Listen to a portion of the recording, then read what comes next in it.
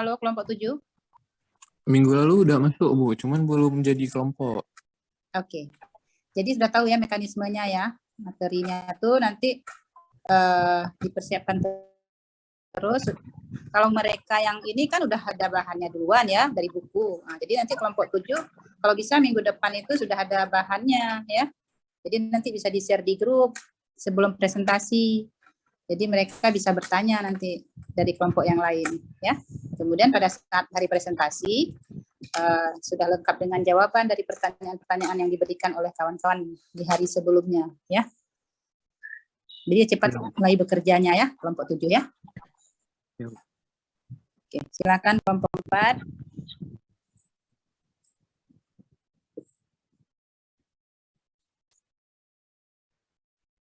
Baik, Assalamualaikum warahmatullahi wabarakatuh. Waalaikumsalam warahmatullahi wabarakatuh. Kami dari kelompok 4 ingin mempresentasikan hasil dari kerja kami, yaitu material bangunan yang berkelanjutan.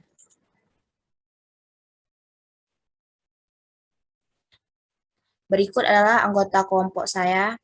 Di sini ada Putri Ananda, dan di sini ada saya sendiri, Rofita Delvina Putri. Ada di sini Anissa Yumaira, Widya Sanova, dan Novita Sarah.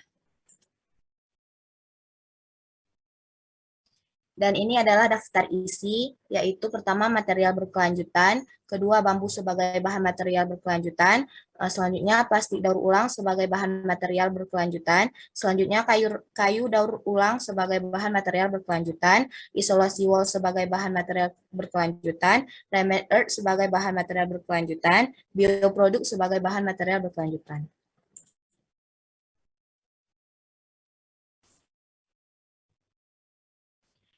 Di sini material berkelanjutan, material di bidang konstruksi berkembang sangat cepat dan sebagian besar material konstruksi bersumber dari alam. Konsep material keberlanjutan adalah sangat penting sebagai upaya untuk menjaga keberadaan material agar tetap terjamin ketersediaannya di masa akan datang.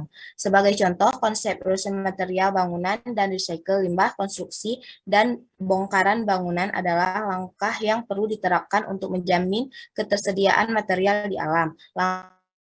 Langkah penting lainnya adalah potensi pengurangan limbah dan penggunaan material alami di area sekitar tapak, penggunaan material daur ulang, dan konsumsi energi selama proses transportasi. Material alami seperti kayu merupakan material yang banyak digunakan dalam bangunan di Indonesia, meskipun persediaannya semakin terbatas dengan harga yang semakin mahal. Untuk menggantikannya, salah satu alternatif material berkelanjutan yang banyak ditemukan di Indonesia adalah bambu. Bambu telah dikenal sebagai bahan berkelanjutan, tetapi hanya digunakan dalam skala kecil, misalnya untuk furniture. Namun, meskipun merupakan sumber daya berkelanjutan, banyak orang menganggap bambu sebagai bahan buangan. Terbukti, penggunaan bambu sering digunakan untuk membuat alat sederhana dengan desain tradisional untuk kehidupan sehari-hari.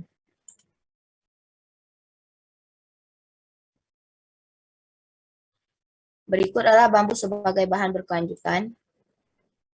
Bambu sebagai bahan material berkelanjutan. Bambu adalah tanaman serbaguna yang telah digunakan sejak zaman kuno untuk berbagai keperluan. Dalam dunia konstruksi baja, beton, dan plastik saat ini, bambu tetap memiliki fungsi penting, di antaranya sebagai bahan material bangunan yang berkelanjutan.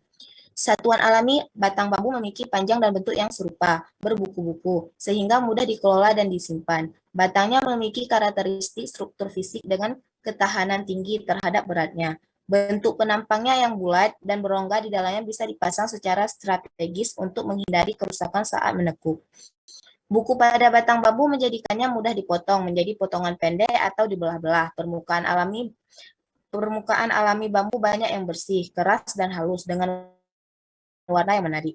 Bambu memiliki sedikit limbah dan tidak ada kulit kayu yang harus dihilangkan. Pada konstruksi bangunan, elemen struktural dari batang bambu dipasang pada tiang dan bila dibangun dengan baik maka bisa bertahan dari gempa tektonik. Selanjutnya di sini ada kelebihan dan kekurangan bambu. Kelebihan bambu sebagai bahan material bangunan yaitu pertama, sifatnya yang ringan, fleksibel, dapat digunakan dalam berbagai macam konstruksi. Selanjutnya biayanya rendah, kekuatan tariknya sangat tinggi, lebih tinggi dari baja stainless. pelatihan yang dibutuhkan, tenaga kerja tradisional untuk konstruksi bambu, peralatan yang dibutuhkan, alat untuk memotong dan membelah bambu, resistensi seismik yaitu bagus. Kekurangan bambu sebagai bahan material bangunan yaitu ketahanan terhadap badai, yaitu rendah, ketahanan terhadap hujan, rendah, ketahanan terhadap serangga, rendah, kesesuaian iklim hangat dan lembab. Selanjutnya di sini ada pertimbangan penggunaan bambu untuk bahan material bangunan. Bambu umumnya tumbuh di daerah yang beriklim hangat dan lembab, sehingga cocok untuk desain rumah yang memiliki dinding dengan kapasitas termal rendah dan ventilasi sedang. Fleksibilitas dan ketahanan yang tinggi terhadap tegangan membuat dinding bambu sangat tahan terhadap gempa, dan jika runtuh, strukturnya yang ringan menyebabkan lebih sedikit kerusakan, dan proses rekonstruksi bisa cepat dan mudah. Tenaga kerja khusus diperlukan untuk mengerjakan bambu, dan biasanya terkonsentrasi di daerah tempat bambu tumbuh. Kerugian terbesar adalah karena daya tahannya yang relatif rendah dan ketahanan yang rendah terhadap angin topan dan api, sehingga beberapa tindakan perlindungan sangat penting. Dan berikut adalah video bambu sebagai bahan material berkelanjutan.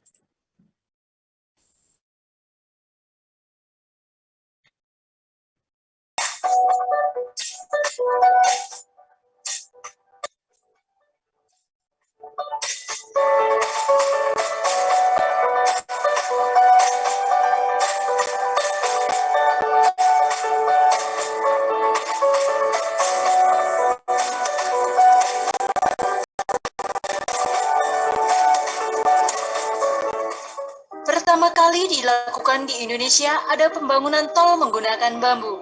Bahan bambu ini digunakan sebagai sistem matras jalan tol. Balai Bahan dan Struktur Bangunan Gedung Direktorat Bina Teknik Permukiman dan Perumahan, Direktorat Jenderal Cipta Karya melaksanakan pengujian untuk mengukur kelayakan bahan bambu sebagai suatu sistem matras guna meningkatkan daya dukung tanah dasar di lokasi konstruksi Jalan Tol Semarang Demak.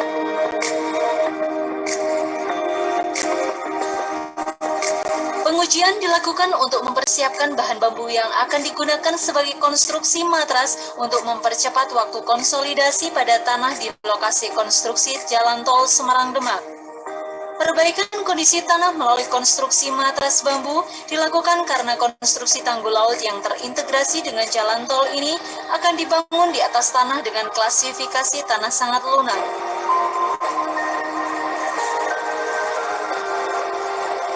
Pengujian yang dilakukan terdiri dari dua jenis, yaitu uji tarik sistem matras bambu dan uji lentur sistem matras bambu dengan tujuan untuk mengetahui perilaku dari bambu yang dirangkai menjadi kesatuan sebagai matras jika mengalami gaya tarik dalam arah horizontal serta gaya tekan pada arah tegak lurus.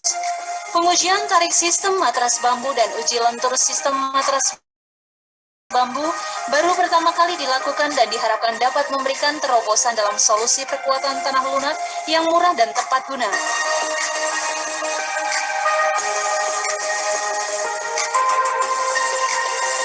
Pembangunan Jalan Tol Semarang Demak terintegrasi dengan tanggul laut di mana struktur timbunan di atas laut direncanakan diperkuat oleh matras bambu setebal 17 lapis. Selain sistem matras bambu, penguatan kondisi tanah dilakukan juga dengan cara pemasangan material pengalir vertikal prafabrikasi atau PVD, serta melaksanakan pembebanan menggunakan material pasir laut yang diambil menggunakan alat TSHD.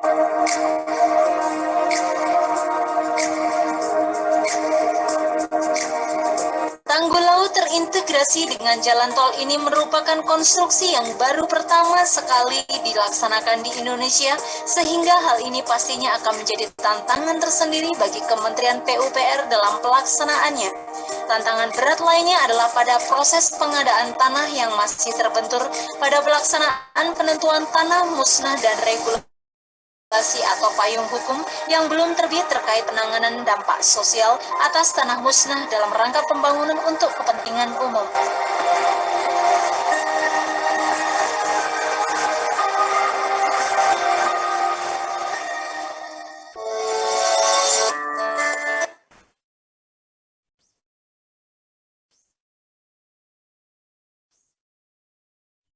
Selanjutnya akan dijelaskan oleh teman saya sendiri.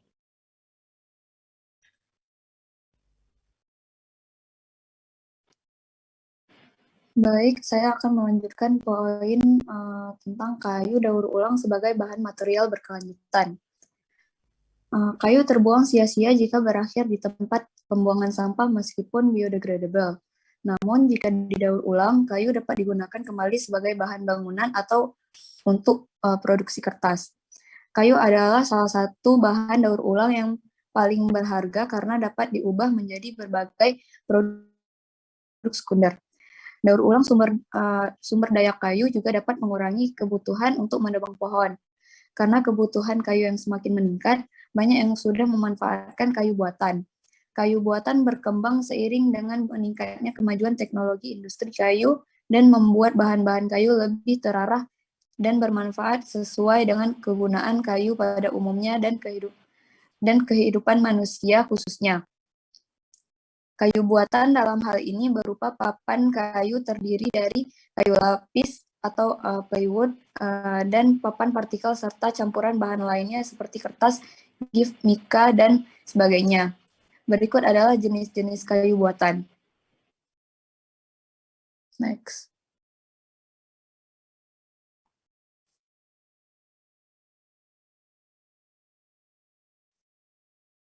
Yang pertama ada plywood. Plywood terbuat dari lapisan thinner kayu yang ditumpuk secara berlapis dalam jumlah ganjil lalu ditekan dengan arah serat yang bersilang saling tegak lurus. Kemudian direkat menjadi satu pada tekanan yang tinggi dengan menggunakan perekat khusus. Hasilnya adalah kayu balok yang tebal dan daya tahan terhadap air. Lapisan luar dari plywood biasanya terbuat dari kayu jati. Plywood yang terdiri dari 3 lapis disebut triplex, sedangkan yang lebih dari 3 lapis disebut multiplex. Plywood lebih banyak digunakan dibandingkan jenis lainnya karena memiliki banyak kelebihan. Kayu ini memiliki tahan terhadap perubahan cuaca dan udara lembab. Lebih kuat dibanding jenis lain, dan lebih kokoh jika digunakan sebagai rangka mebel. Meski punya banyak kelebihan, plywood juga memiliki banyak kekurangan, di antaranya harga yang lebih mahal dibanding kayu buatan lainnya.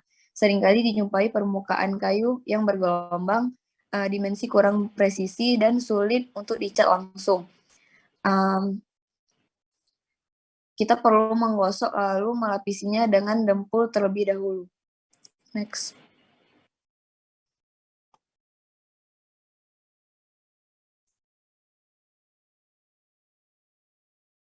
Yang kedua ada medium density fiberboard atau MDF. MDF terdiri dari campuran serbuk kayu halus dan serat kayu dengan resin dan wax. Campuran ini kemudian dipadatkan dan ditekan menggunakan tekanan yang tinggi. Kayu MDF terbuat dari sisa-sisa kayu yang sudah tidak terpakai sehingga lebih ramah lingkungan. Harga juga lebih murah dibanding plywood. Permukaannya juga lebih rata dan halus.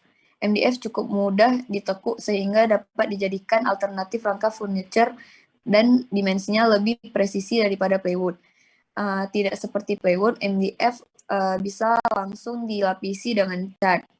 Meski demikian, terdapat beberapa kekurangan pada kayu buatan ini, antara lain kurang tahan terhadap air dan lebih berat dibandingkan plywood. Next.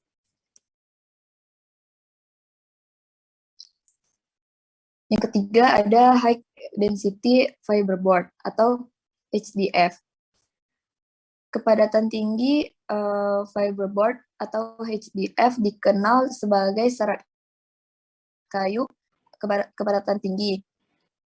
Kayu HDF juga dikenal sebagai panel kayu lapis HDF yang terbuat dari kayu alami 80-85%. Sisanya adalah aditif untuk membuat kekerasan dan pengikat kayu. Kayu industri inti HDF semuanya memiliki standar IL. Ini adalah standar untuk memastikan daya tahan. Kekerasan dan produk yang berasal dari alam tidak berbahaya bagi kesehatan. Bergantung pada bahan input. Inti kayu mungkin biru atau putih. Kualitas kayu tidak terpengaruh oleh warna inti. Kelebihannya kayu ini juga sangat banyak, yaitu Yang pertama ada kayu industri HDF tahan terhadap goresan dan kelembapan, juga mengatasi kerugian dari kayu alami. Yang kedua, kemampuan insulasi suara dan panas kayu juga sangat baik. Oleh karena itu, banyak digunakan di ruang kelas, kantor, hotel, dan rumah. Yang ketiga, kekakuan kayu tinggi, mampu menahan beban yang cukup besar. Yang keempat, kemampuan mengancangnya skrup HDF cukup baik, sehingga produk furniture selalu awet. Yang kelima, permukaan dekoratif yang mudah dicat dan ditekan seperti veneer, laminasi, melamin karena permukaannya halus dan homogen. Keenam, permukaan papan HDF dapat menghasilkan serat dan vena hampir kayu asli, sementara papan aslinya berwarna kuning seperti kertas karton. Yang ketujuh, lebih dari 80% terbuat dari kayu alami sehingga ramah bagi kesehatan manusia dan lingkungan. Yang ke-8, sangat cocok untuk furniture dalam dan luar ruangan seperti panel sekolah, furniture, partisi ruangan, atau pintu. Next.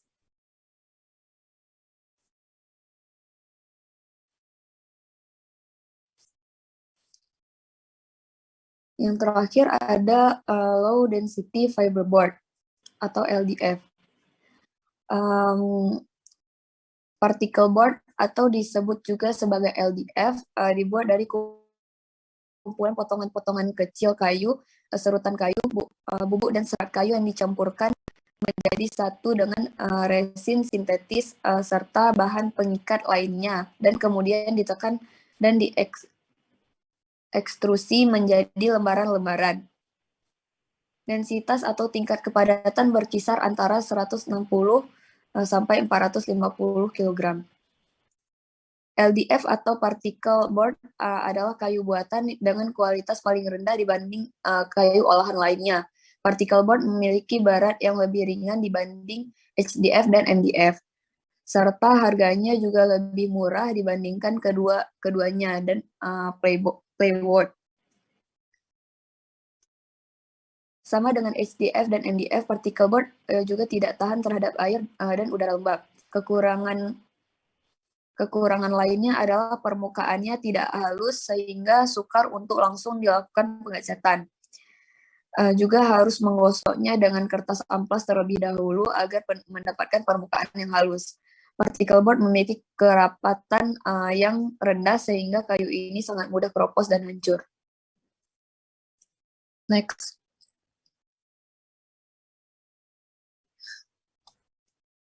Berikut adalah video tentang kayu daur ulang sebagai bahan material berkelanjutan.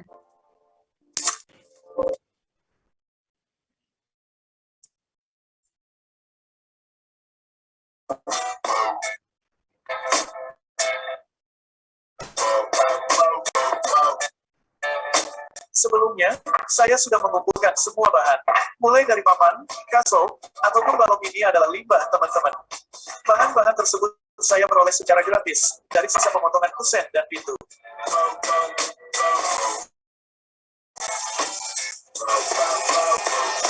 Kemudian, papan dan balok ini kita pasang dan kita belah menjadi ukuran lebar 5 cm dan tebal 1,5 cm.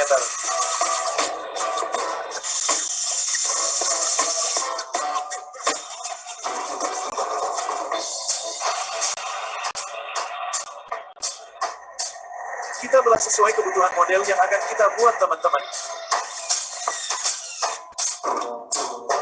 Sesudah bahan buat sama, kemudian kita potong-potong kembali sesuai model yang kita inginkan.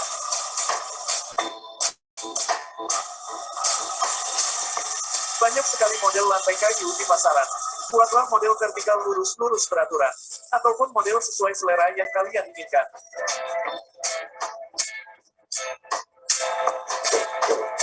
Setelah selesai pemotongan, selanjutnya kita profil menggunakan mesin primer ataupun mesin router. Karena ukuran kayu agak kecil, usahakan pakailah mata profil menggunakan ukuran kecil, supaya terlihat lebih manis. Di sini saya memakai ukuran 6 mili, teman-teman.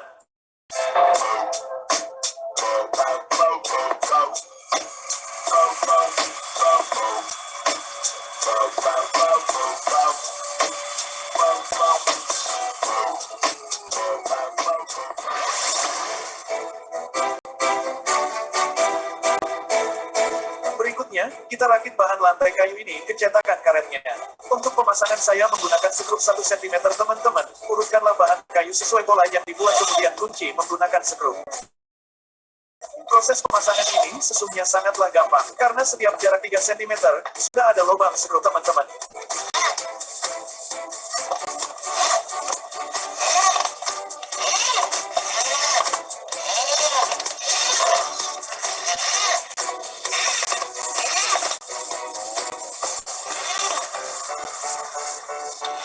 Pasanglah skrup ke semua lajur papan tadi. Minimal 2 skrup per batang papan dan jangan sampai ada yang terlewati teman-teman. Setelah selesai beginilah kurang lebihnya, sekarang lantai kayu tinggal kita finishing.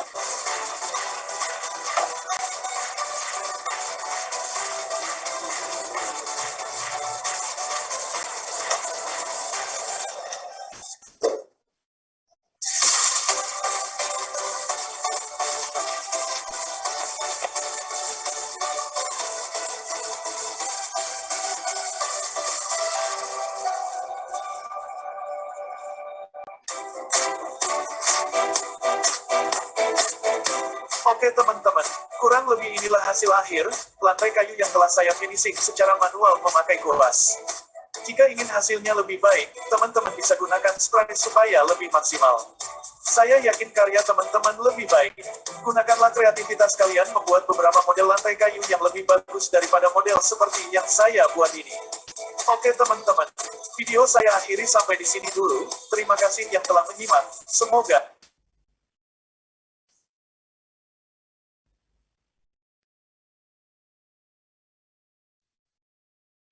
Baik, selanjutnya ada plastik daur ulang sebagai bahan material berkelanjutan. Next.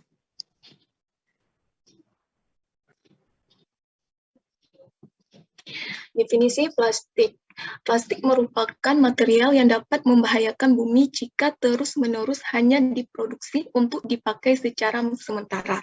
Di saat yang sama, usaha untuk mendaur ulang plastik hingga saat ini terbatas pada produk aksesoris dan produk rumah tangga, yang secara jumlah permintaan kebutuhannya masih minim.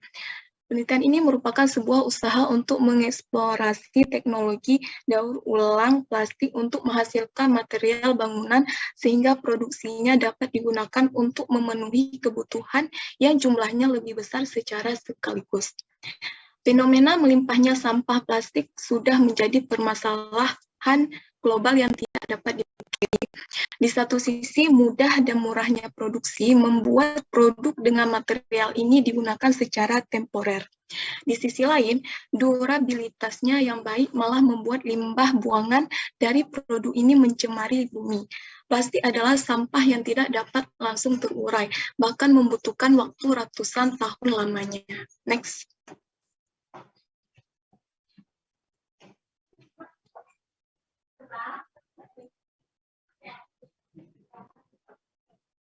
Jenis plastik yang mudah didaur ulang.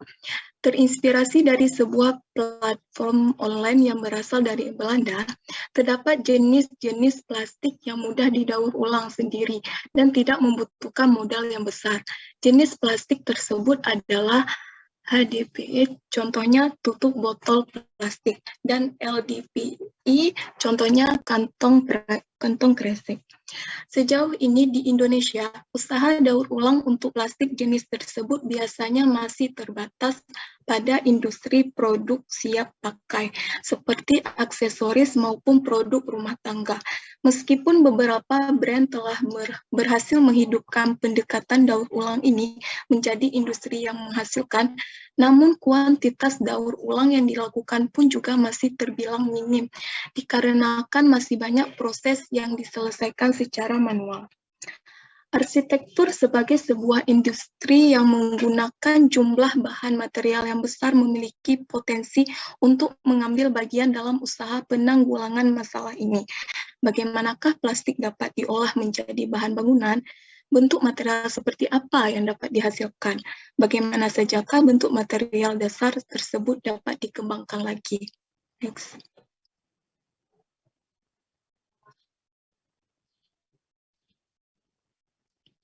Selanjutnya ada tipe plastik. Terdapat dua tipe plastik. Yang pertama tipe termoset, yaitu plastik yang polimer penyusunannya terikat secara permanen, sehingga tidak dapat berubah saat sudah terbentuk atau mengeras saat suhu dingin. Dengan kata lain, termoset tidak dapat mencair maupun didaur ulang. Sedangkan tipe yang kedua adalah termoplastik, yaitu plastik polimer yang mengeras saat suhu rendah dan mencair saat suhu tinggi. Dengan demikian, plastik yang dapat didaur ulang adalah plastik tipe termoplastik. 80% plastik di dunia merupakan termoplastik.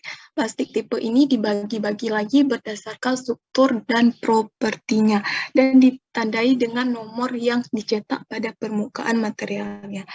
Terlihat dari gambar di samping yaitu jenis-jenis plastik dan klasifikasinya.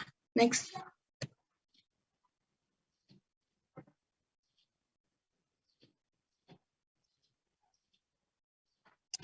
Selanjutnya ada daur ulang plastik.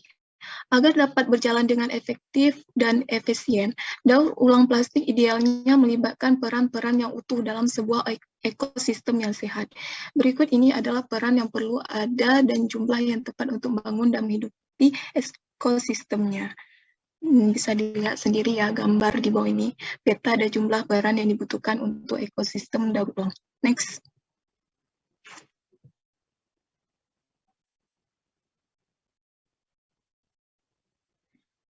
Jenis plastik yang tidak menguntungkan untuk didaur ulang. Jadi sampah plastik yang tidak layak dan tak menguntungkan untuk didaur ulang yaitu seperti polimer seperti karet, elastomer, dan limbah plastik campuran. Sedangkan semua plastik dari polimer 100% dapat didaur ulang. Beberapa di antaranya dapat digunakan berulang kali untuk memproduksi barang yang sama. Beberapa jenis plastik dapat didaur ulang sebagaimana adanya dengan menghancurkan benda menjadi serpihan, melelehkannya, dan menggunakannya lagi. Plastik daur ulang semacam itu mungkin memiliki sifat mekanik yang lebih rendah dibandingkan dengan plastik sekali pakai. Karena setiap kali plastik dilebur dan diproses, rantai polimeriknya menurun. Ada alasan memakai material sampah plastik sebagai material pada bangunan, yaitu salah satunya ada beberapa yang mengembangkan bahan bangunan dari sampah plastik.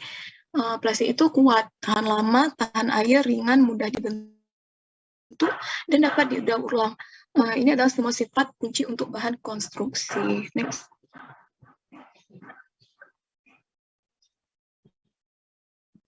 Selanjutnya, beberapa bahaya polusi plastik. Yang pertama adalah efek negatif pada kesehatan manusia. Yang kedua, mengacaukan rantai makanan. Yang ketiga, polusi air tanah. Keempat, polusi tanah. Kelima, polusi udara. Keenam, membunuh hewan. Dan yang terakhir, limbah yang beracun. Penggunaan dan paparan plastik telah dikaitkan dengan sejumlah masalah kesehatan yang mempengaruhi orang di seluruh dunia. Proses pembuatan, penyimpanan, pembuangan, dan keberadaan plastik bisa sangat berbahaya bagi makhluk hidup serta juga bagi lingkungan sekitarnya. Oleh sebab itu, pentingnya daur ulang plastik sampah menjadi bahan bangunan yang berkelanjutan, misalnya supaya dapat mengurangi, membatasi, memperbaiki, melindungi masalah-masalah pada lingkungan dan pada makhluk hidup tentunya. Next.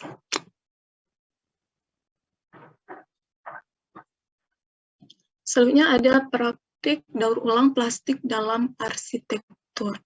Elemen arsitektur dibedakan menjadi 3 berdasarkan fungsinya. Lantai untuk berpijak, dinding untuk membatasi ruangan dan menopang atap, serta atap untuk menaungi ruang. Berikut ini adalah studi kasus pemanfaatan plastik daur ulang. Yang pertama ada lantai. Salah satunya ada pada proyek, yaitu nama proyeknya paving block. Tahun 2013, limbah yang dipakai yaitu botol plastik. Terlihat dari gambar yaitu proses pembuatan paving block dari plastik. Terdapat beberapa inisiatif lokal di Indonesia terkait usaha daur ulang plastik untuk paving block. Di antaranya dilakukan oleh Hendro Wibowo pada tahun 2013 di Desa Sukalunyu, Kecamatan Tulu, Jambe Timur, Karawang. Muhammad Kusaini dari Karawang Taruna Karya Muda Sejahtera pada tahun 2018 di Desa Berumbung, Kecamatan Meranggeng, Kabupaten Demak, serta Syamtriani Asnur dan Arman Setiwandari Universitas Gosowa pada tahun 2019 di Makassar. Next. Jadi alasan material PET dipilih sebagai jenis plastik yang digunakan adalah selain karena memiliki nilai tinggi, upaya ini juga diharapkan mampu membantu mengurangi jumlah sampah plastik. Berdasarkan Hamid 2018, harga untuk paving yang berwarna hitam bisa mencapai 150.000 per meter dan yang berwarna dijual dengan harga kisaran 175.000 sampai 200.000 per meter. Terlihat ada gambar daur ulang plastik untuk paving block. Yang kedua ada dinding.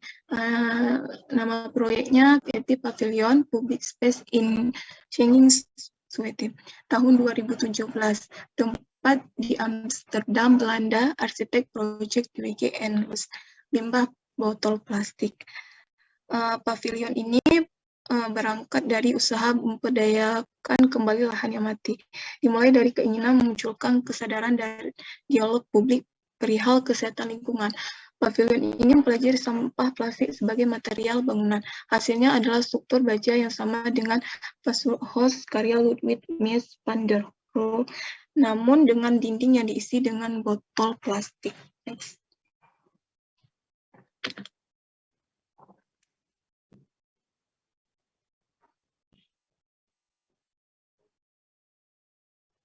Yang ketiga ada atap. Salah satu proyeknya yaitu bernama Soda Bottle Interface Bracket tahun pembuatan 2013 di Filipina. Arsiteknya mahasiswa New York Institute of Technology School of Architecture. Limbahnya botol plastik. Berintensi membantu bencana angin topan di Filipina. Sekelompok mahasiswa dari NIT melakukan penggalangan dana untuk merealisasikan desain atap untuk rumah sementara bagi para pengungsi. Terinspirasi dari modul-modul atap Spanyol. Desain ini menggunakan seluruh bagian dari paket pengiriman botol soda untuk membangun sebuah bentukan atap. Terlihat pada gambar di bawah. Yang di sebelah kiri gambar logika desain soda dan di sebelah kanan diagram pembuatan atap soda. Next.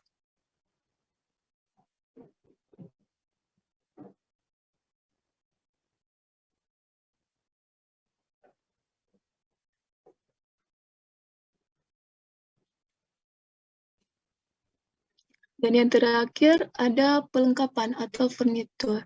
Kantor arsitektur asal Meksiko, Pola Calzada Arquitectos, memproduksi furnitur dengan berbahan dasar plastik daur ulang yang dibentuk menjadi pelat, datar, dan serat kayu. Furnitur tersebut dibuat dalam satu rangkaian kursi dan meja untuk anak-anak yang dapat dirakit tanpa paku dan lem. Penggunaannya bisa untuk di dalam ruangan maupun di luar ruangan. Terlihat gambar tersebut, furnitur dari olahan limbah plastik dan serat kayu. Next.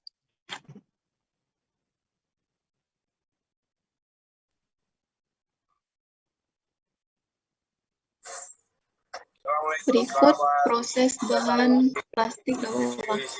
Kali ini kita akan mengolah plastik limbah, ya, plastik kresek dan plastik yang biasanya tidak laku di tempat bank sampah atau pengolahan daur ulang. Jadi prinsip dasarnya nanti plastik ini akan dicampur dengan berbagai macam jenis termasuk styrofoam, terus kemudian oli bekas untuk viskositasnya, dan ada fillernya. Kami filler menggunakan serat sodas gergajian. Terus kemudian untuk fire retardannya kita pakai kalsium karbonat kapur. Nah, selanjutnya seperti apa, nanti kita melanjutkan yang kemarin. Ini mixing terputus, jadi dilanjutkan lagi pengolahan limbah plastik berbagai macam tanpa sortir. Ya, ada PET, PP, dan sebagainya.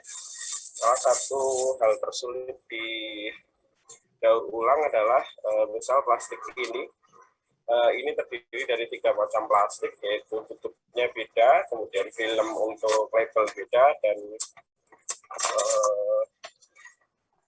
untuk plastiknya sendiri beda. Dan itu yang kita coba atasi, kita panaskan dalam titik didih yang sama. Jadi rata-rata titik didih itu di kisaran 100 sampai 110.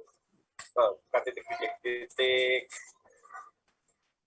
viskositas glasi biasanya disebut seperti itu. Jadi plastik memiliki 2 angka keramat, jadi angka perubahan dari keras menjadi elastis dan dari elastis menjadi lumer. Nanti kita update.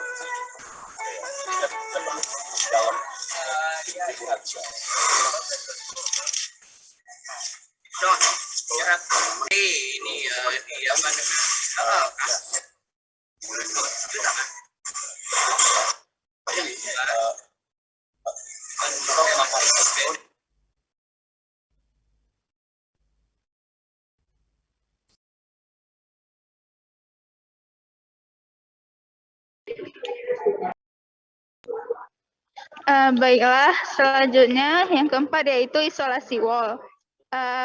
Wall mineral adalah nama umum untuk sekelompok semua bahan inulasi anorganik dengan struktur berserat yang terbuat dari batuan, terak, dan kaca. Isolasi memperbaiki pemanasan udara. Dengan cara bantuannya secara efektif mengisolasi ruangan dari dingin. Isolasi mineral terdiri dari jutaan serat yang terjalin dalam urutan yang benar. Berdasarkan komposisinya, serat isolasi mineral dibedakan menjadi kelompok glass wall, slag wall, dan stone wall. Wall batu disebut wall mineral. Senyawa fenolik atau karbamid digunakan sebagai pengikat untuk isolasi. Komponen fenolik memberikan sifat anti air pada bahan, tetapi pada saat yang sama juga bersifat racun. Isolasi mineral semacam itu dapat digunakan secara eksklusif untuk pekerjaan luar ruangan. Next.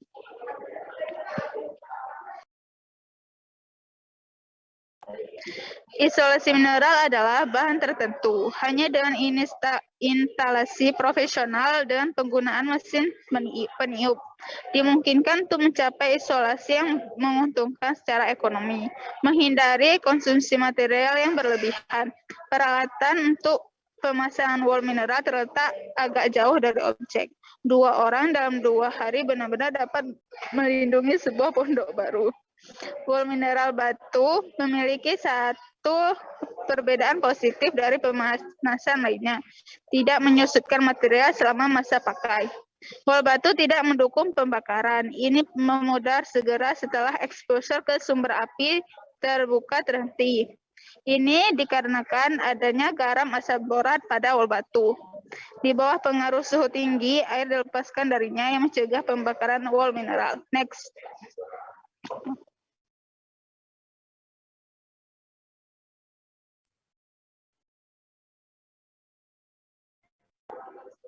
Berikut adalah video tentang wall batu yang tidak terpapar api secara langsung. Maaf, maksudnya tidak terbakar secara langsung. Расскажем про стекловату. Чем же отличается стекловата от минеральной ваты? Попробуем в этом разобраться. На самом деле отличий не сильно много. Выглядят они практически одинаково. Ну, состав. Состав у стекловаты он иной. Это весок. Чаще всего производство использует 8% стекольного поля. Длина. Оторвать вот такой вот кусок, вот даже вот он, пожалуйста. Из того, что структура такая у минеральной ваты, и плотность, ну, у нее, соответственно, минимальная. Стекла 11-я плотность. Это позволяет производить утеплитель менее плотный, но то есть менее плотный утеплитель, он будет быстрее разрушаться.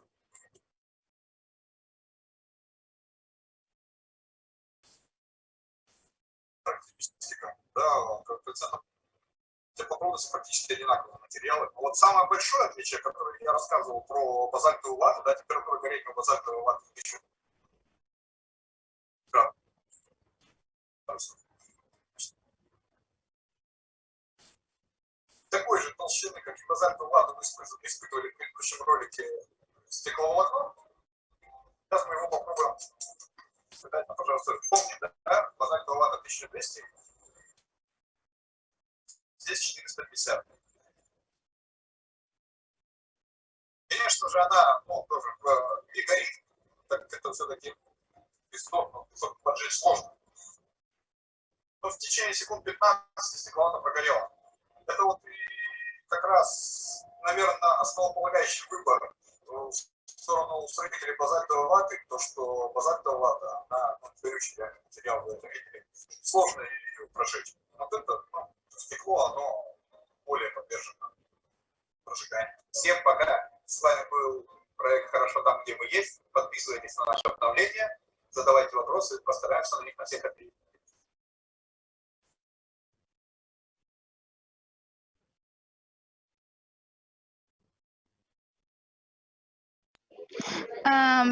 Isolasi wall mineral bagus untuk isolasi termal, tapi mudah menguapkan air. Selain itu, isolasi wall mineral dengan mudah menyerap kelembapan dari lingkungan. Oleh karena itu, lapisan penghalang uap ditempatkan di bawah lapisan wall. Bahan penghalang uap dapat mengurangi jumlah kelembapan yang merembes ribuan kali. Ini Jika uap melewatinya, maka uap tersebut mengendap di permukaan luar lapisan. Ini akan mulai meleleh di musim semi, menimbulkan kecurigaan adanya kebocoran. Next.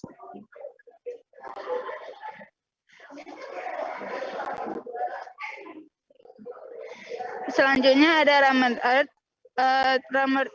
Rammed Earth adalah tanah yang dimapatkan, juga disebut sebagai taipa dalam bahasa Portugis, tapial atau tapia dalam bahasa Spanyol, pise dalam bahasa Prancis, dan hangtu adalah sebuah teknik untuk membangun fondasi, lantai, dan tembok memakai bahan-bahan mentah alami seperti tanah, kapur, gaping, dan kerikil. Metode modern Rammed Earth bangunan ramah lingkungan dari tahan air, api, dan rayap. Ini secara alami, suara, dan tahan jamur. Beberapa desainer modern juga mengatakan bahwa dinding tanah yang tebal menciptakan rasa soliditas dan keamanan. Rammed Earth itu harga dinding Rammed Earth umumnya lebih banyak dari beton yang dituang, tetapi biaya tergantung pada lokasinya. Karena sebagian besar lebar harga ialah tenaga kerja. Harga pasar untuk pemasangan berfluktuasi tergantung di lokasi mana yang akan Anda bangun. Next.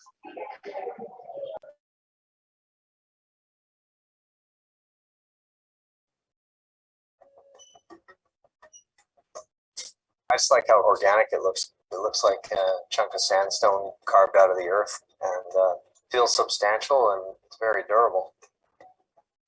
Rammed earth building is an ancient technique. We've taken it and developed some modern twists on that. This is a high strength building behind me, and it's insulated, so it's thermally broken. So inches of earth. So we'll source the earth at a nearby quarry, a gravel pit, and it's typically a combination of a few different soils there. We're pretty particular about how we source those, so we end up with concrete strength rammed earth. And there is 9% cement and some color pigmentation in there. So we're probably a third of what concrete is for cement content. So the process of building a rammed earth house, this is how we've done it. There's formwork set on top of footings, and we compress the earth mix into the forms, and each line is a lift of soil that's been squished down pneumatically.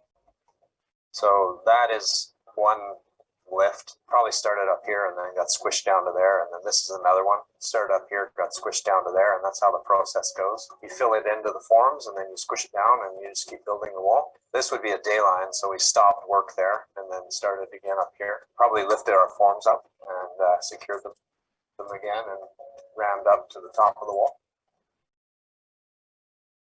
Delivering the rammed earth. So you scoop up the earth, you mix it, and then deliver it in the forms, and then compact it. The whole day you'll run it on the Bobcat. You scoop with it, you mix with it, you deliver with it. This is a pneumatic pole tamper that we use to compress the earth in the forms, and it beats down quickly when there's air hooked up to it, and move it along like this, and it does the work for you. Lift it over obstacles and rebar, and the walls get built 6 inches at a time that way. You do a little cleanup after you're done with the pneumatic tamper with a manual tamper. You're going to run into problems with freeze thaw and spalling possibly, or water damage, but if it's high strength, we've built in India, we've built in Edmonton. So cold, hot, humid, it's all good. For me, there's a lot of advantages, but durability is one of them. The material waste stream is really low, and it's going to contribute only in a positive way to air quality in the house. If there are any disadvantages, it would be that it's heavy and specialized. So you need a contractor that knows what they're doing. This house is for my family, my wife and my 2 kids. So it's a split level rancher, and it has 3 levels separated by an elevation of 4 feet each. We kind of followed the lay of the land and tried to make it fit into the landscape as best we could. We're at the finishing stages. We're just setting tile and thinking about countertops and ready to move in the next few months. We knew there was decent timber on the property, so we harvested some cedar and some fir, and we used that through the house. So any of the wood you see on the soffit, the ceiling, the beams, even the framing wood in the walls is all dug fir from the property, which was cool, but a lot of work. You gotta let it sit and air dry, and it takes time. The insulation is recycled from a friend of mine who is a roofing contractor, and the earth is from a quarry that's about 8 miles away, dug for beams, sheeted with plywood, and then we chose a steel fascia just to mitigate a bit of fire risk because we're in the bush here. There was a study done in Australia after, round earth works well as an airtight material. And that's not to be confused with like vapor tightness or moldy or hard to breathe. With the new standards of airtight housing, you need to have a constant supply of fresh air. How you do that well is you use an HRV, a heat recovery ventilator, and that brings the fresh air from the outside, and it sucks in the hot, moist air from the bathrooms and the kitchens and the wet places in the house. It meets in a heat exchanger, it preheats the air heading for your bedrooms and your living spaces that's fresh. So there's a constant supply and takeaway of air in the house. We also have a charcoal filter. It's for summertime when there's forest fire smoke in BC out here. It happens a lot.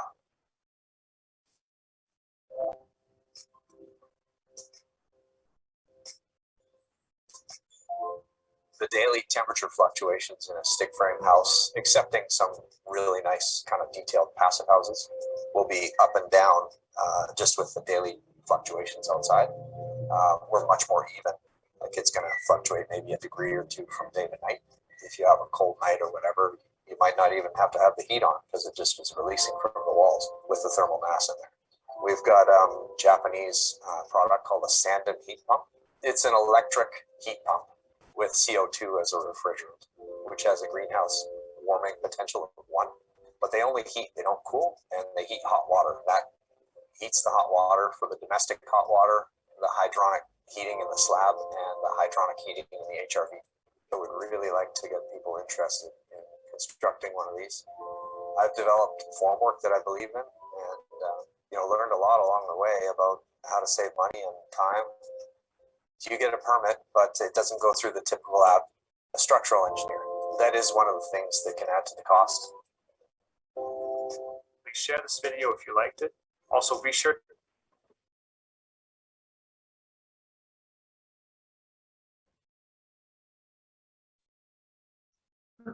Selanjutnya ada bioproduk sebagai bahan material berkelanjutan. Bioproduk merupakan material yang berasal dari sumber daya hayati atau bio-based material yang diproses dengan teknologi menjadi produk baru yang mempunyai nilai tambah dari segi ekonomi. Bioproduk adalah produk yang berasal dari hewan, jamur, bakteri, dan tumbuhan. Terdapat beberapa keunggulan dari bioproduk, yaitu yang pertama, terbarukan dan dapat dibudidayakan kembali. Yang kedua, ramah lingkungan karena berasal dari bahan organik yang ketika dibuang dapat diuraikan dengan baik oleh bakteri. Yang ketiga, terdapat prinsip berkelanjutan. Bioproduk bisa dihasilkan dari bioindustri dengan menggunakan agen hayati. Terdapat 2 jenis agen hayati, yaitu agen hayati yang berfungsi sebagai bahan baku dan agen hayati yang berfungsi sebagai bahan pengonversinya. Next.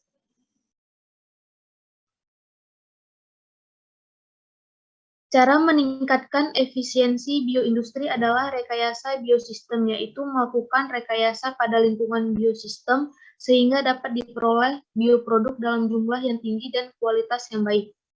Di Inggris terdapat perusahaan yang bernama Biome yang fokus menciptakan bahan bangunan rumah yang inovatif dan praktis dari sumber limbah bahan hayati.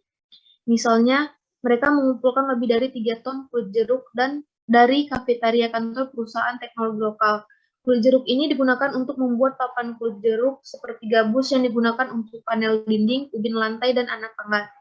Contoh lain adalah produksi bioplastik sebagai alternatif pengganti plastik biasa. Bioplastik seperti bioproduk lainnya pada umumnya, mudah diproduksi, memiliki kualitas lebih tinggi, dan tidak merusak lingkungan. Next. Berikut video bioproduk sebagai bahan material berkelanjutan.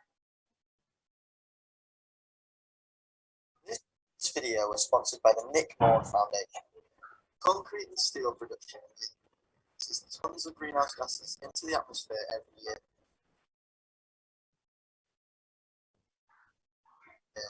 contributing to air pollution and climate change.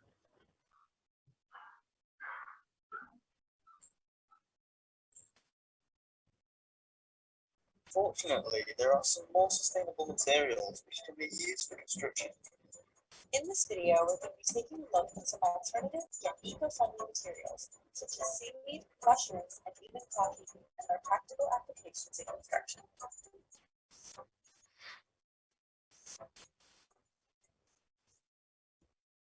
Formerly used as wine stoppers or bulletin boards, in recent years, cork has been found to be one of the most sustainable building materials in the world.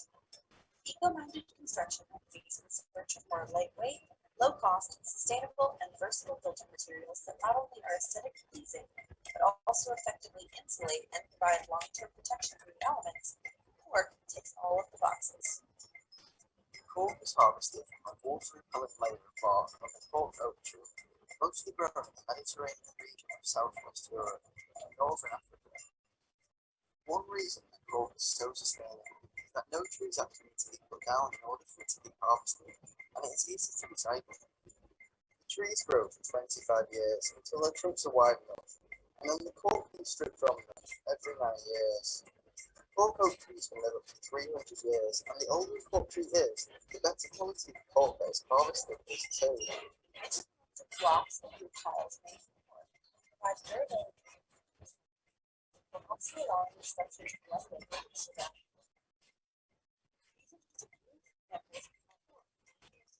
Homes, hotels, studios, and exhibitions around the world. Ulster is one of the world's largest coffee producers, exporting an estimated 15 million bags of coffee in 2019 alone. Despite the booming business, Colombia is also unfortunately one of the world's most economically disadvantaged countries, with around 35% of its population living in poverty. This has led to many people unable to afford housing, and it's with a Bogota-based construction company, Woodpecker, hopes to solve. By combining coffee husks with recycled plastic, Woodpecker has developed the building blocks that link together around a steel frame to create lightweight and easy to install coffee mugs. Serve as single-family homes or classrooms for rural and more isolated areas. The coffee husk is the skin of the coffee bean that dries and falls off during the roasting process, and usually ends up in landfills afterwards. It is stronger and drier than other fibers and allows for these homes, which sell for less than $5,000 each, to be pest and moisture resistant. Nearly 3,000 Woodpecker buildings have already been sold, and the company is working alongside the Colombian government to help house those who need to stay.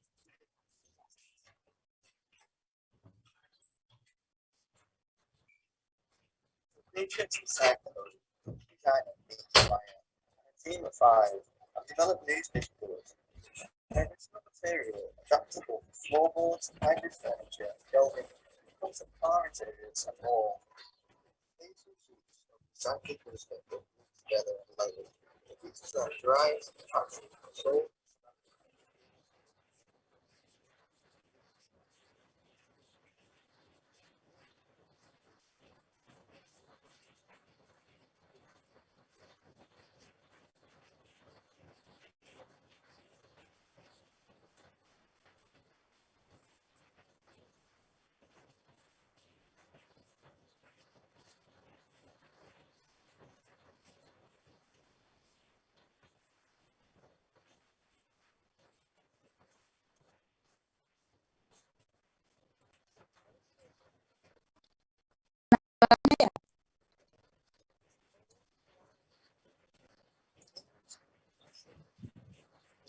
Halo?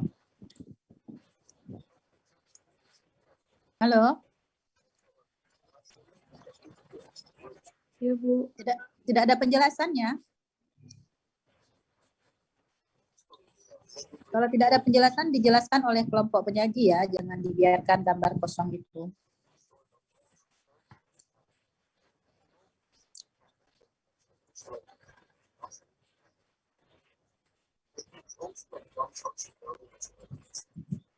Examples of most living structures include archives, the growing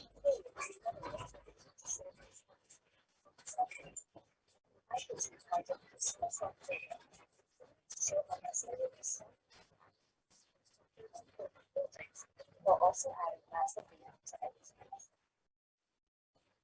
You may think of green algae as something that only grows in a local neighborhood, but in the reality, green algae is Bubbles of nutrition algae cells tend to sometimes interfere with the algae. The algae rapidly grows much more when it's then extracted and put into a bioconverter which turns the algae into biomass. This biomass can then be used for a number of sources of heat for humans and can also power cars, but its greatest ability is that it can generate electricity and heat for those living in the building. When we visited this project in 2019, we were told that the process was actually producing so much energy that it could also power the surrounding buildings too. Halo, kelompok penyaji. As in other green projects, Bisa lebih dijelaskan? Kurang jelas suara, ya? Tolong dijelaskan videonya.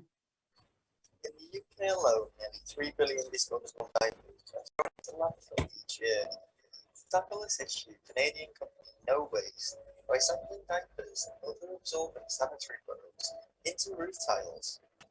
The recycling process sanitizes the waste to create two materials.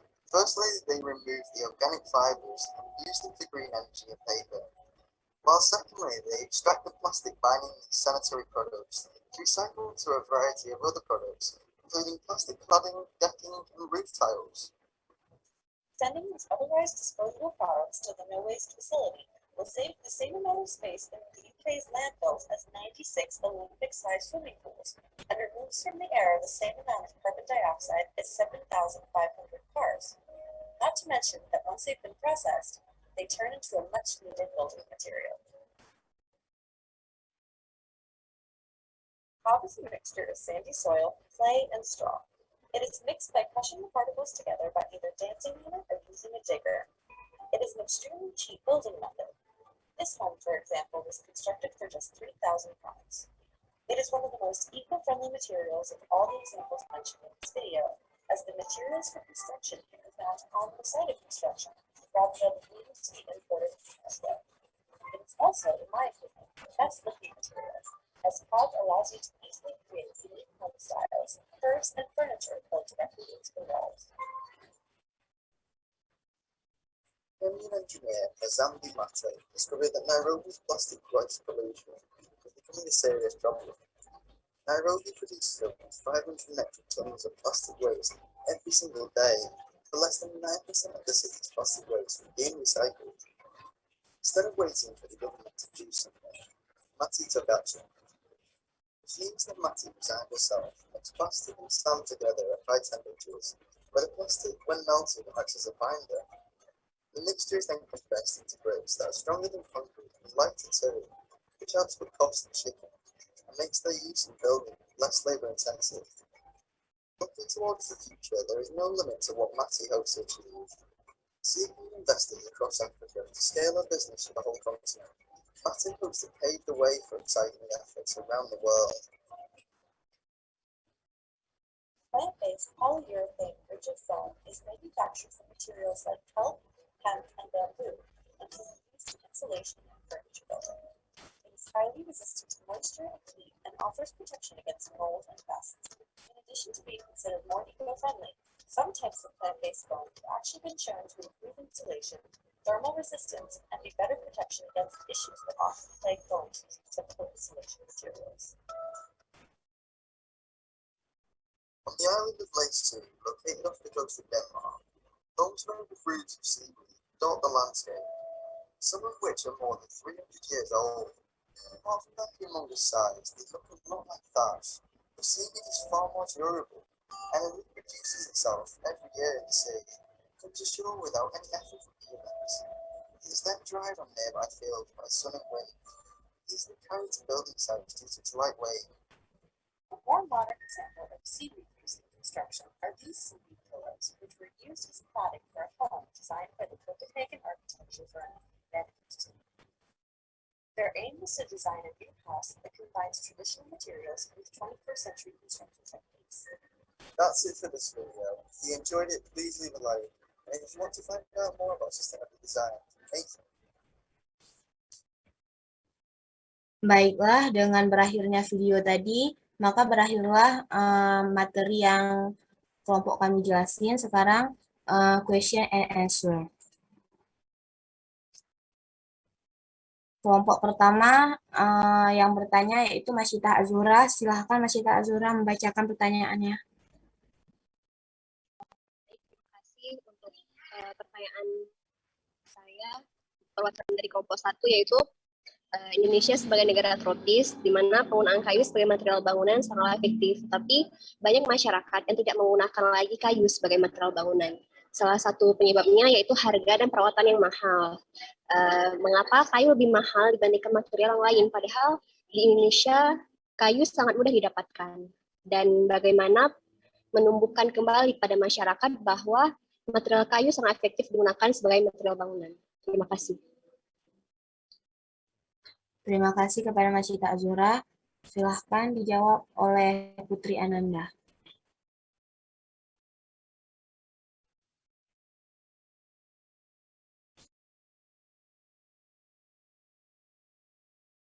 Baik, saya akan menjawab pertanyaannya, yaitu kayu adalah salah satu bahan bangunan yang sudah lama dikenal oleh masyarakat dan merupakan bahan yang sangat sering dipergunakan, termasuk sebagai bahan konstruksi bangunan yang berfungsi sebagai struktur dan non-struktur bangunan.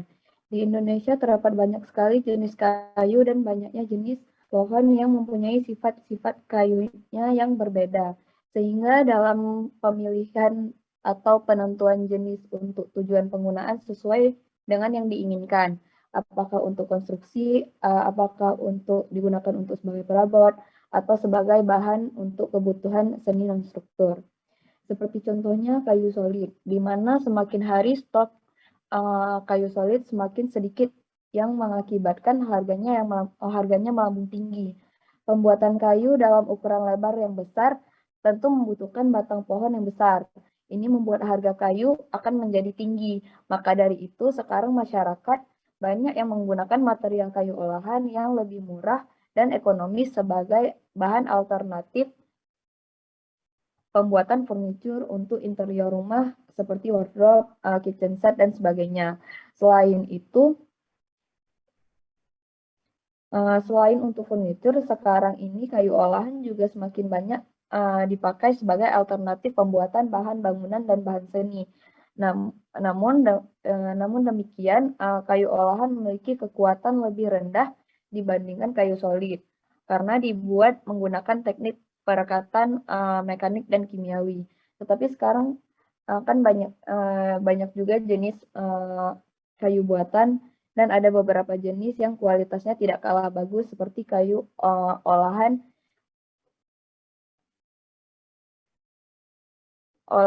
jenis multiplex.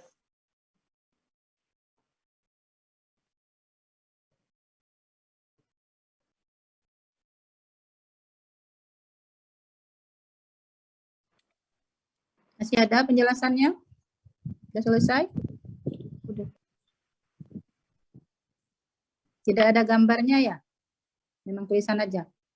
Ini terlalu kecil tulisannya ya. Nanti tolong perhatikan ya untuk kelompok berikutnya. Jangan terlalu halus tulisan ya. Terus nggak ada ini, bisa dipoin-poinkan ini nanti penjelasannya ya. Disertakan sedikit gambar.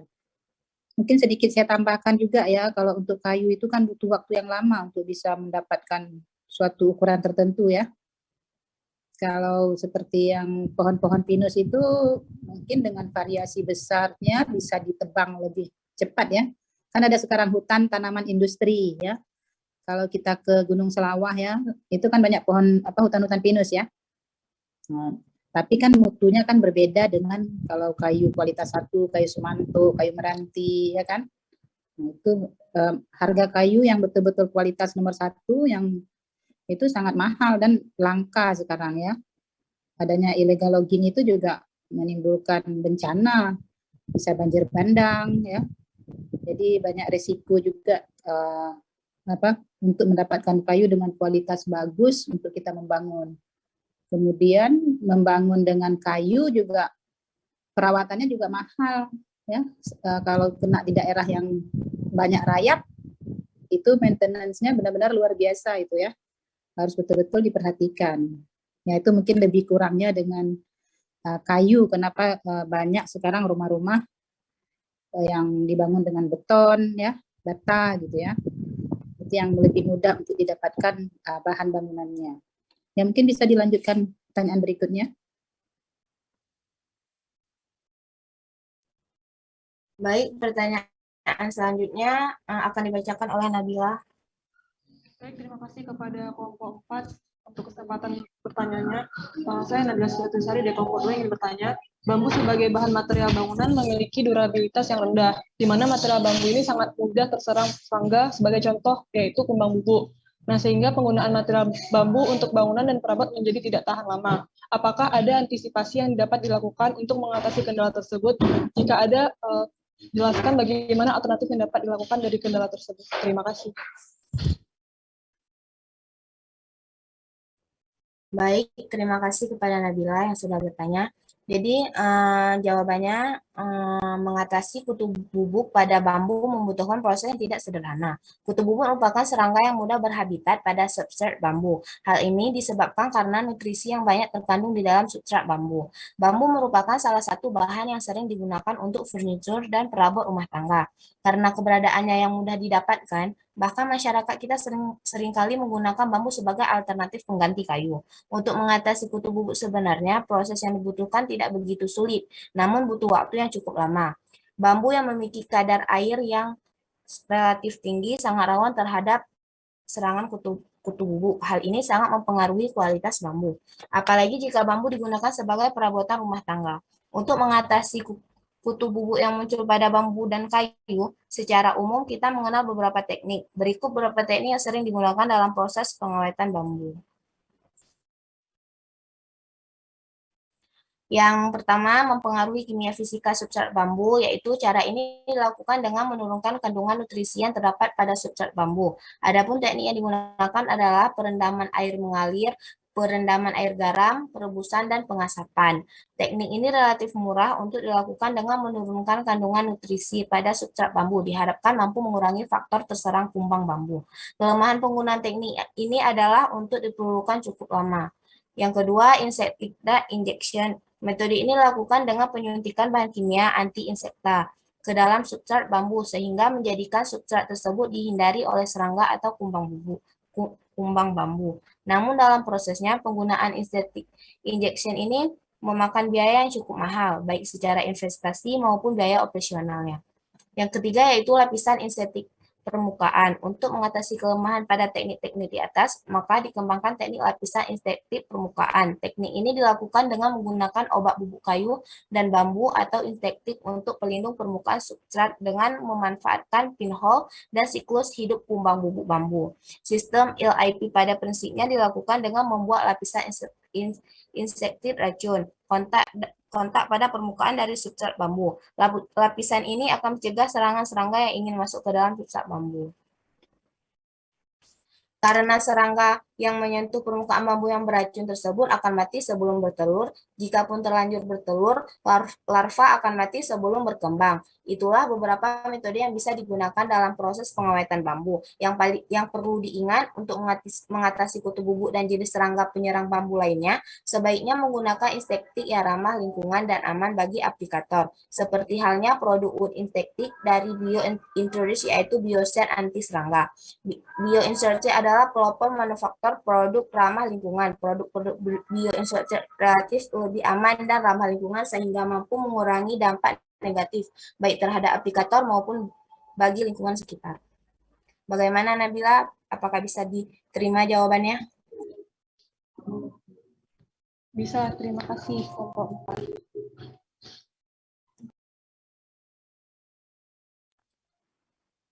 4. Oke, lanjut. Masih ada ini pertanyaan lagi kan? Baik, terima kasih kepada Nabila. Selanjutnya,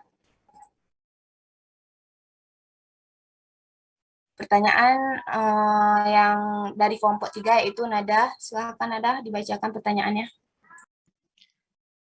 Apakah material bambu tahan terhadap gempa? Jika iya, mengapa bangunan yang terbuat dari bambu termasuk yang tahan dari bencana alam seperti gempa? Terima kasih. Baik, saya akan jawab pertanyaan dari Nada. Iya, bambu termasuk material yang tahan terhadap gempa. karena bambu memiliki struktur yang terbukti memiliki banyak keunggulan. Dari seratnya yang liat dan elastis sangat baik dalam menahan beban, baik beban tekan atau tarik, geser maupun tekuk. Dan dengan kekuatan tersebut, jenis bambu tertentu dapat menggantikan baja sebagai tulangan beton. Sekian jawaban dari saya, apakah Nada diterima? Ya, terima kasih banyak atas jawabannya. Sedikit ya, nanti tadi kan ada video itu ya, yang tentang bambu itu. Jadi nanti dilampirkan ya, penjelasan tentang tarik, tekan ya. Mungkin ditambahkan di gambar itu, bisa dilampirkan di jawabannya ya. Iya. Oke, lanjut. Selanjutnya kelompok 5 yaitu silakan bertanya Said Akmal. Baik, saya dari perwakilan kelompok 5 ingin tanya pada kelompok 4, yaitu dalam mendaur ulangkan plastik sebagai bahan material bangunan diperlukan beberapa proses agar produksinya sempurna. Mengingat bahwa plastik itu material yang berbahaya untuk bumi, bagaimana plastik daur ulang itu bisa memberikan kenyamanan untuk penghuni? Terima kasih.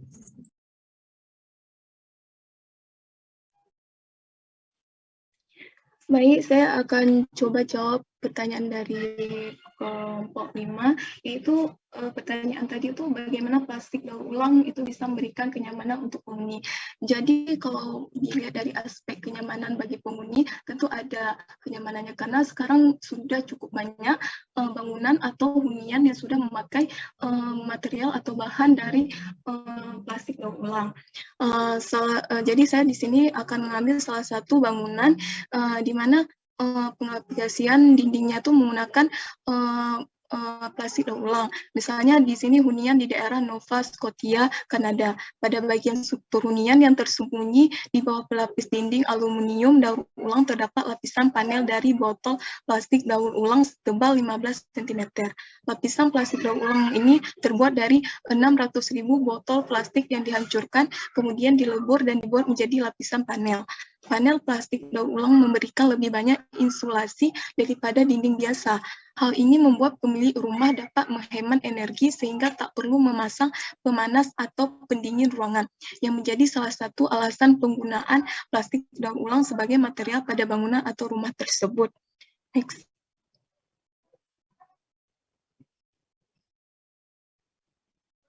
Selain itu, penggunaan plastik daur ulang sebagai bahan pada hunian ini adalah cara untuk membuang sampah plastik, namun pada saat yang sama mengembangkan struktur yang berkelanjutan. Meskipun dinding panel ini terasa ringan, namun ternyata panel memiliki kekuatan untuk menahan serangan angin kencang. Dalam pengujian di fasilitas sertifikat, panel dinding ini dapat menahan kecepatan angin yang kerap terjadi dalam badai. Untuk kenyamanan penghuni yang ada di rumah atau hunian atau di suatu bangunan yang material yang bangunannya terbuat dari plastik daur ulang, menurut sumber atau dari banyaknya bangunan yang memakai material ini membuktikan bahwasanya bahan plastik daur ulang ini walaupun terbuat dari limbah atau daur ulang, akan tetapi untuk manfaat, kelebihan, kekuatan maupun kenyamanannya hampir sama dengan material bangunan pada umumnya, sebab proses pembuatan bahan tersebut juga dicampur dengan bahan yang lainnya seperti kayu dan lain sehingga aman. Seperti contoh hunian tadi, manfaat pakai bahan plastik daur ulang tersebut, di mana penghuni rumah tidak perlu lagi memakai pendingin atau pemanas ruangan, sehingga hemat energi dan membuat lingkungan lebih sehat. Terlihat di samping gambar hunian tersebut yang dilapisi panel dari daur ulang sampah plastik. Sekian jawaban dari saya. Apakah dapat diterima? Terima kasih atas jawabannya. Bisa. Ya, terima kasih. Selanjutnya dari kelompok 6, silakan dibaca pertanyaannya kepada Christina Tias.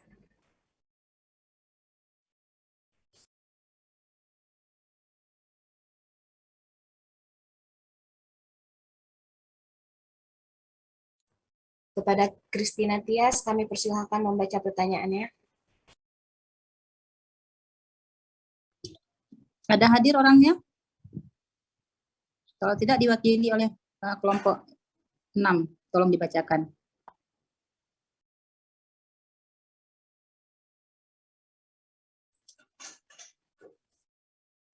Baik, saya mewakili dari kelompok 6. Jadi pertanyaannya, dalam jangka waktu panjang, perbedaan penggunaan material biasa dengan material berkelanjutan pada suatu bangunan, apakah memiliki perbedaan yang signifikan? Sebutkan beberapa contoh bangunan sustainable design. Terima kasih. Baik, terima kasih kepada Safina.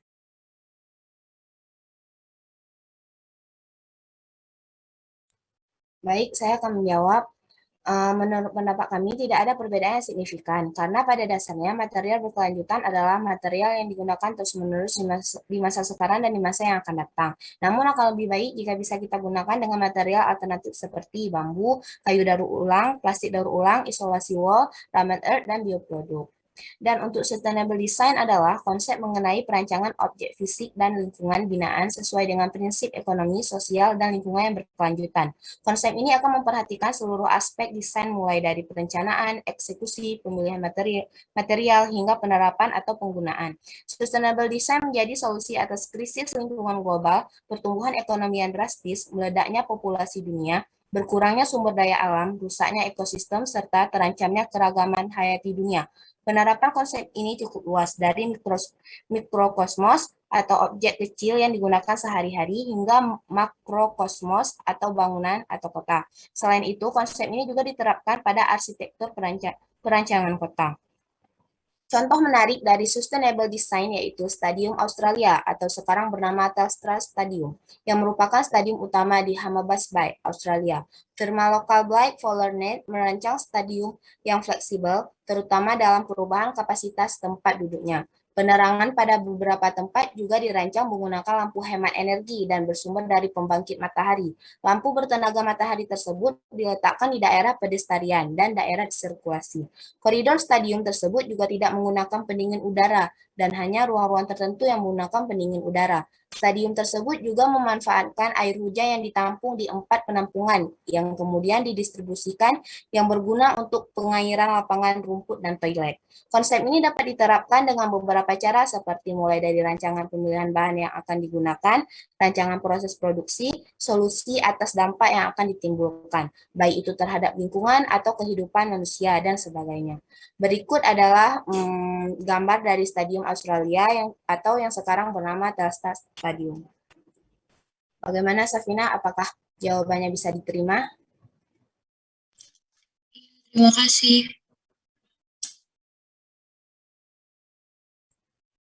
Baik, untuk pertanyaan selanjutnya dari kelompok 7 kepada Revalta, kami persilakan untuk bertanya.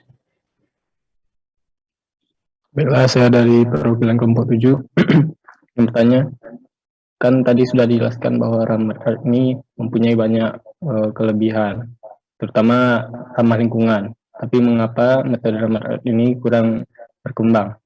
Terima kasih.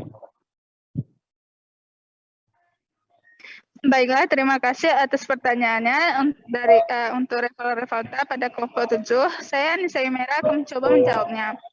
Alasan mengapa metode ramen earth ini kurang berkembang ialah karena harganya yang mahal. Nah, bahkan di Baradaya, ramen earth ini salah satu bahan bangunan konstruksi sebuah perusahaan desain bangunan pionik yang harganya itu mulai dari 75 US dollar per kaki persegi dan dapat naik jauh melampaui itu, tergantung pada ketinggian dan kompleksitas dinding. Bagaimana referensi? Ya, terima kasih atas jawabannya. Baik, terima kasih Revalta.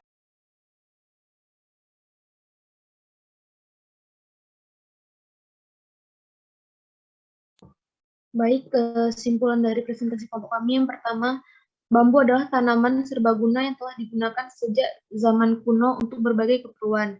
Dalam dunia konstruksi baja, beton, dan plastik saat ini, bambu tetap memiliki fungsi penting, di antaranya sebagai bahan material bangunan yang berkelanjutan atau sustainable. Bambu memiliki sedikit limbah dan tidak ada kulit kayu yang harus dihilangkan. Pada konstruksi bangunan, elemen struktural dari batang bambu dipasang pada tiang, dan bila dibangun dengan baik maka bisa bertahan dari gempa tektonik. Yang kedua, kayu olahan dalam pembuatan furnitur dan interior adalah bahan baku yang dibuat dari kayu solid yang diolah secara fabrikasi menjadi berbagai jenis material yang dapat digunakan sebagai bahan baku pembuatan furnitur. Disebut kayu olahan karena berasal dari sisa hasil olahan kayu asli yang kemudian dicampur dengan zat kimia. Kayu olahan yang sering digunakan ada 4 jenis, yaitu plywood atau kayu lapis, yang kedua medium density fiberboard, high density fiberboard, low density fiberboard, atau particle board. Dan masing-masing jenis kayu olahan tersebut mempunyai kelemahan dan kelebihan. Next.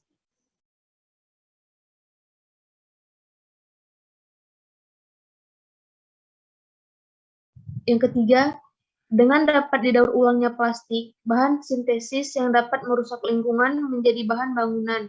Maka bidang ilmu arsitektur bukan hanya mendapatkan kekayaan kosakata baru dalam eksplorasinya dalam memperindah kehidupan manusia, namun juga ikut berkontribusi dalam menyelamatkan alam. Pembuatan plastik untuk industri arsitektur sejauh ini sudah dilakukan pada seluruh elemen arsitektur, yaitu meliputi lantai, dinding, atap, dan bahkan furnitur. Namun, bahan bangunan yang terbuat dari plastik daur ulang belum banyak digunakan dalam industri konstruksi. Sebagian besar prototip hanya digunakan untuk instalasi percontohan. Diperlukan kemampuan politik dan kesadaran lingkungan yang luas untuk mendorong lebih banyak investasi untuk potensi daur ulang plastik. Namun, mudah-mudahan kondisi mulai berubah seiring meningkatnya tekanan dari publik tentang masalah pencemaran plastik. Berkat keterlibatan pemerintah dan industri dengan gagasan ekonomi melingkar, tampaknya akan ada celah di pasar dan di benak masyarakat untuk menyambut inisiatif plastik yang dapat menggantikan bahan bangunan konvensional. Next.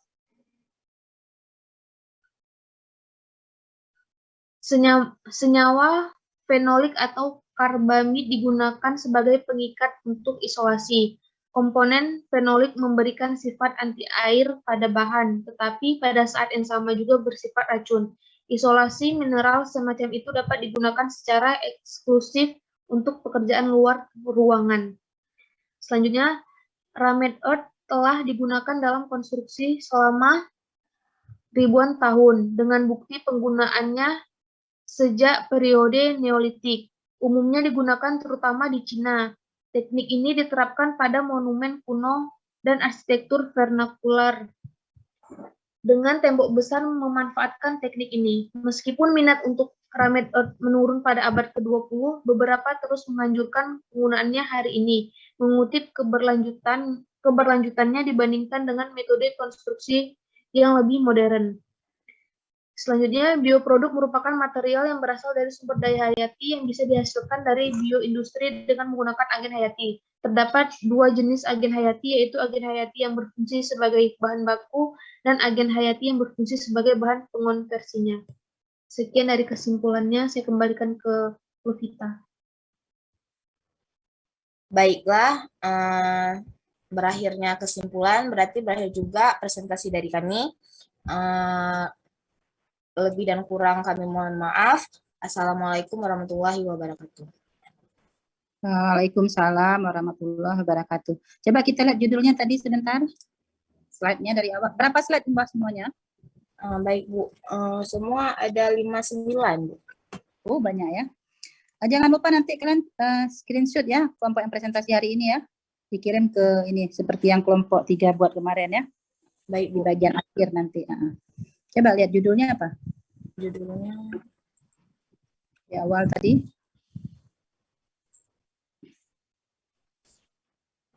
Ya, mungkin waktu mengambil kesimpulan mungkin diangkat aja dulu dari judul sedikit ya. Jadi yang termasuk dalam materi-materi bangunan berkelanjutan itu apa saja, nanti baru dijelaskan rinciannya. Jadi kalau tadi kan poin pertama langsung bambu gitu kan. Nah, jadi waktu mengambil kesimpulan kaitkan sedikit dengan judulnya yang di atas ya. Nah, jadi kemudian ada poin-poin penjelasan tadi kan, coba lihat. Yang dibuat daftar isi tadi. Nah, jadi dari poin-poin ini tadi ada berapa poin untuk ininya? dalam kesimpulan tadi? Ada berapa poin tadi? Ada berapa paragraf tadi? 6, Bu. Nah, mungkin bisa diambil dari yang ini. Jadi dari materi berkelanjutan, apa yang bisa disimpulkan, habis itu baru bambu, apa gitu ya. Plastiknya apa, jadi paragraf satu paragraf ya. Jadi alhamdulillah ya, presentasi hari ini kita dari materi, dari buku yang kita punya, yang sudah dibagikan ke kalian. Nah, tolong penting di-share juga ya untuk yang kelompok terakhir ya. Materi yang kemarin, yang dari riset kit ya, yang dari Bu Lena, materinya bisa dilihat. Jadi alhamdulillah dengan adanya video-video tadi ya, lebih mudah kita pahami ya apa yang dimaksud dari penjelasan. Nah, kemudian kelompok berikutnya minggu depan materinya tentang, ini boleh ditutup dulu ya kelompok yang menyajikan ya, tolong ditutup dulu. Baik, Bu.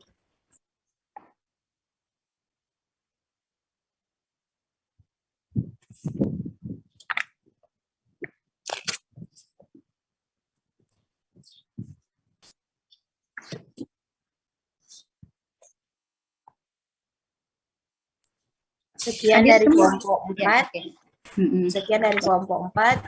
Lebih dan kurang kami mohon maaf. Terima kasih. Assalamualaikum warahmatullahi wabarakatuh. Waalaikumsalam warahmatullahi wabarakatuh. Tolong masing-masing ketua kelompok lihat anggotanya ya. Kalau ada yang nggak hadir, nanti tolong diberitahukan ke saya. Kemudian untuk kelompok berikutnya, kelompok 5.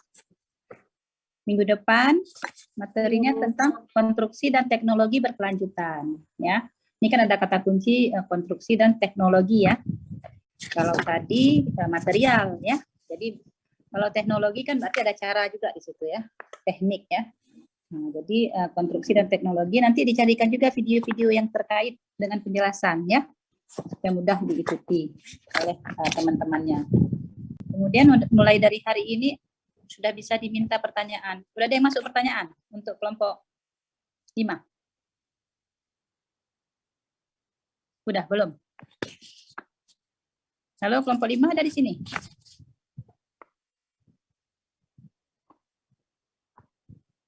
Halo?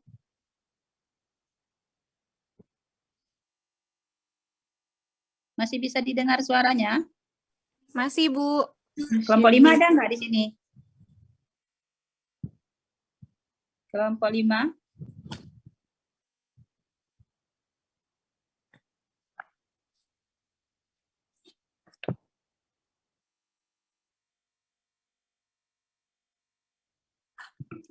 Halo, kelompok 5?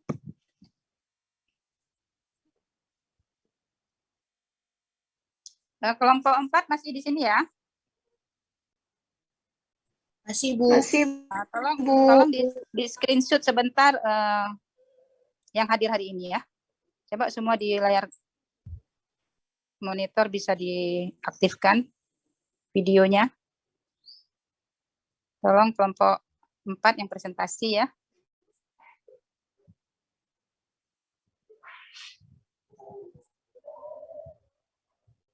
Arif, ada? Azelia udah, Daniel? Ada Daniel? Farhan? Karisma mana nih? Farhan mana Farhan? Lovita? Farhan hadir, Bu. Nabila? Hadir, Bu. Nabila? Hadir, Bu. Putri Ananda?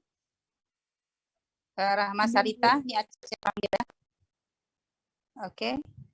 Kalau sudah dikasih tahu ya kelompok 4. Kasih aba-abanya ya. Kalau sudah di screenshot semua. Sebelum kita tutup.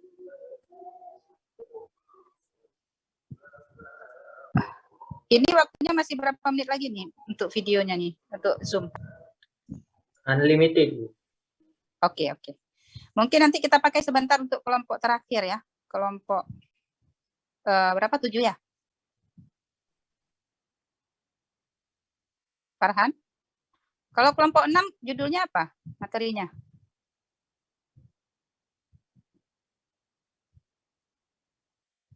Udah belum nih kelompok 4? Mana nih aba-abanya? Udah selesai? Udah, Bu. Udah, oke. Kalau sudah, yang lain boleh keluar ya. Tinggal sebentar kelompok 5, 6, 7. Ya, tinggal sebentar kelompok 5, 6, 7. Yang kelompok 1, 2, 3, 4 boleh meninggalkan ini kalau memang ada kepentingan yang lain. Tapi yang ini yang pegang Zoom ini jangan keluar dulu. Ya. Oke ya, sebentar ya, saya lihat materi sebentar ya. Baik, Bu. Terima kasih, Bu. Baik, Bu. Makasih, Bu. Terima kasih banyak, Bu. Sama.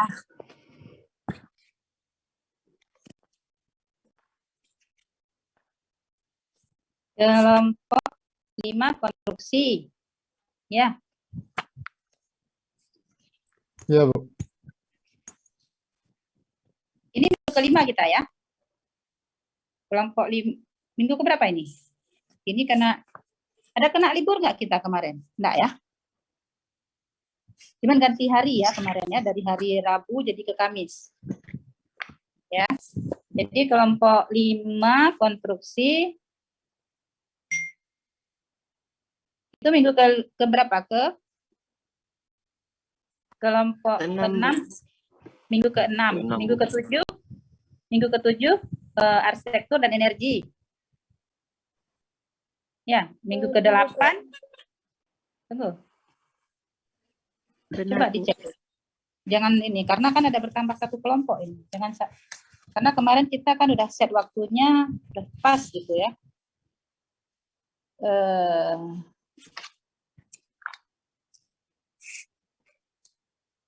Ini minggu, tunggu saya catat sedikit. Ketua kelompok ada di sini semua? 5, 6, 7? 7 udah, Bu. 7 yang ada ya.